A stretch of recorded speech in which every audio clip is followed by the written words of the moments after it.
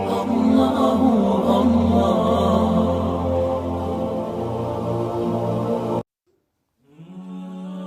صوفیہ مسجد Istanbul میں ترکی کی مسجد Istanbul میں واقع ایک تاریخی عبادت گاہ ہے جو ماضی میں یونانی راسخ العقیدہ مسیح جامی کیتھیڈرل، رومی کاتولک کیتھیڈرل، عثمانی مسجد اور سیکولر میوزیم کے طور پر استعمال ہوتی تھی۔ 10 جولائی 2020 عیسوی کو صدر ترکی اردوان نے حکم دیا کہ اس کو دوبارہ مسجد کے طور پر بحال کیا جائے۔ رومی شہنشاہ جسٹینین اول کے عہد میں اس کی سن 537 عیسوی میں تعمیر ہوئی۔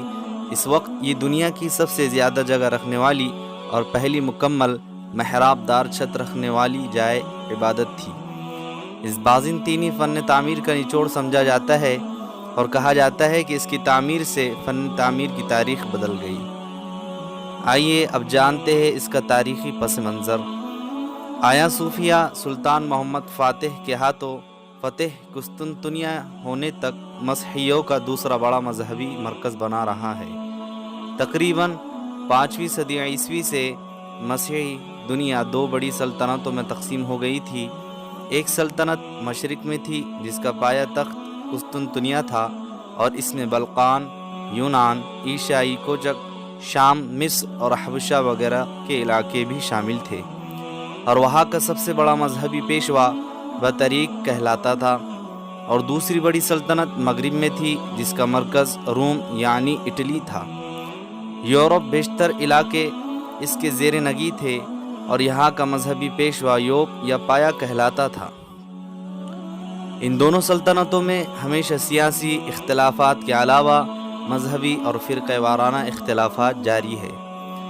مغربی سلطنت جس کا مرکز روم تھا وہ رومن کیتھولک کلیسیا فرقے کی تھی، اور مشرقی سلطنت آرتھوڈوکس کلیسیا فرقے کی تھی۔ آیا صوفیہ کا چرچ یہ آرتھوڈوکس کلیسیا کا عالمی مرکز تھا۔ آئیے ناظرین اب جانتے ہیں کہ مسیحی آیا صوفیہ کو اہمیت کیوں دیتے ہیں۔ آیا صوفیہ مسیحیوں کے گرو آرتھوڈوکس کلیسیا کا عالمی مرکز تھا۔ اس چرچ کا سربراہ جو بطریرک یا پیٹریارک کہلاتا تھا اس میں مقیم تھا، لہٰذا نصف مسیحی دنیا اس کلیسا کو اپنی مقدس ترین عبادت گاہ سمجھا کرتی تھی۔ آیا صوفیہ اس لحاظ سے بھی اہم تھا کہ وہ روم کے کیتھولک کلیسیا کے مقابلے میں زیادہ قدیم تھا۔ اس کی بنیاد 3 صدی عیسوی میں اسی رومی بادشاہ قسطنطین نے ڈالی تھی، جو روم کا پہلا عیسائی بادشاہ تھا، اور جس کے نام پر اس شہر کا نام بیزنطینیہ سے قسطنطنیہ رکھا گیا تھا۔ تقریباً 1000 سال تک یہ عمارت اور کلیسا پورے عالم عیسائیت کے مذہبی اور روحانی مرکز کے طور پر استعمال ہوتی رہی۔ مسیحیوں کا عقیدہ بن چکا تھا کہ یہ کلیسا کبھی ان کے قبضے سے نہیں نکلے گا۔ اس سے ان کے مذہبی اور قلبی لگاؤ کا یہ عالم ہے کہ اب بھی آرتھوڈوکس کلیسیا کا سربراہ اپنے نام کے ساتھ سربراہ کلیسائے قسطنطنیہ لکھتا آیا ہے۔ قسطنطین نے اس جگہ 360 عیسوی میں ایک لکڑی کا بنا ہوا کلیسا تعمیر کیا تھا۔ 6 صدی میں یہ کلیسا جل گیا تو اسی جگہ قیصر جسٹینین اول نے 532 عیسوی میں اسے پختہ تعمیر کرنا شروع کیا، اور اس کی تعمیر 5 سال 10 مہینے میں مکمل ہوئی۔ 10,000 معمار اس کی تعمیر میں مصروف رہے اور اس پر 10 لاکھ پاؤنڈ خرچ آیا۔ اس کی تعمیر میں قیصر نے دنیا کے متنوع سنگ مرمر استعمال کیے۔ تعمیر میں دنیا کے خاص مسالے استعمال کیے گئے۔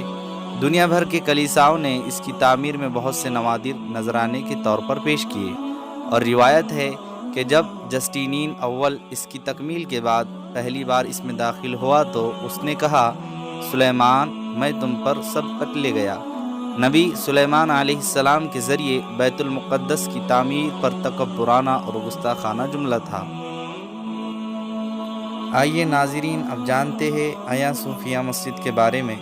قسطنطنیہ چونکہ سلطان کی طرف سے صلح کی پیشکش کے بعد بزور شمشیر فتح ہوا تھا، اس لیے مسلمان ان کلیساؤں کو باقی رکھنے کے پابند اور مشروط نہ تھے، اور اس بڑے چرچ کے ساتھ جو توہمات اور باطل عقیدے وابستہ تھے انہیں بھی ختم کرنا تھا۔ اس لیے سلطان محمد فاتح نے اس چرچ کو مسجد میں تبدیل کرنے کا ارادہ کیا۔